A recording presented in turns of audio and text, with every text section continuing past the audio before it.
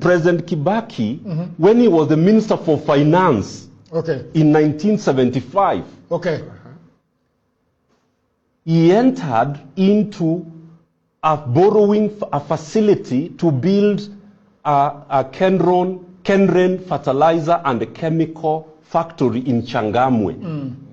Land was allocated, money was borrowed to build a chemical and fertilizer factory in Mombasa.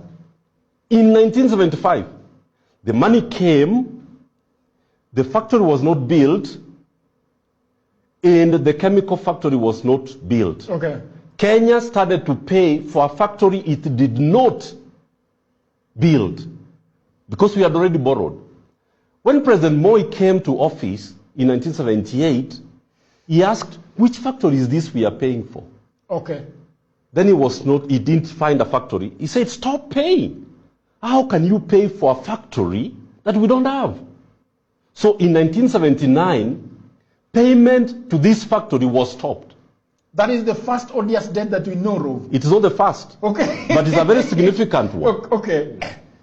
President Mwai Kibaki, that Kenren factory was not paid for between 1979 until Kibaki came back as president in 2002. Then in the budget of 2004, Kenren fertilizer and chemical factory, we started repaying the debt. 217 million shillings every year for a factory that we never built.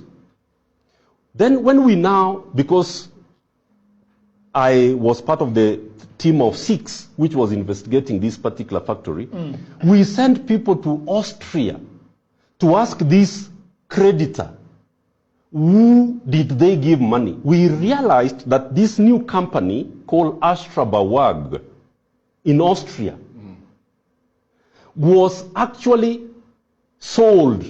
The people who lent money to Kenya sold the money that the credit. No, they sold the credit because this is a sovereign debt. A sovereign debt is, you can't repudiate it. Yes. So they handed over the notes as debt to this new company called Astrabawag. Astrabawag was now the one demanding for payment from Kenya. And so we asked, how can you pay for a factory that we didn't build? Who did we borrow money from? We want to meet this individual who gave Kenya money. And so under Kibaki, we started to demand year on year, and Kibaki refused to stop paying for this debt of Astrabawag and the Kenren factory for 9 years. They paid for a debt which was less than 100 million in 1975. They paid for it for another 9 years from 2004 until he left power.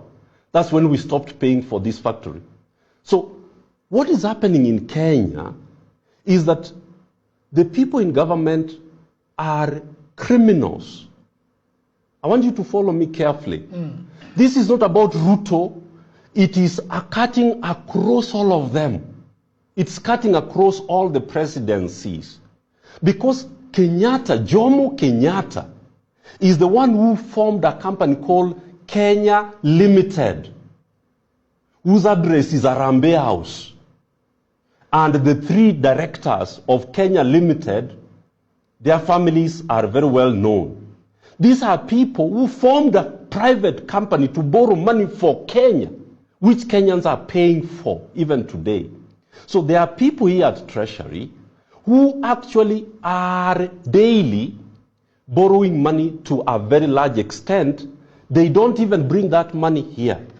This money that we are talking about, the first Eurobond, the first Eurobond, 145 billion shillings did not come to Nairobi.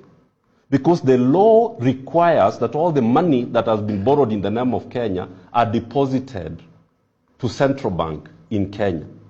Why am I giving you the Kenren story? It's because if President Ruto was serious and genuine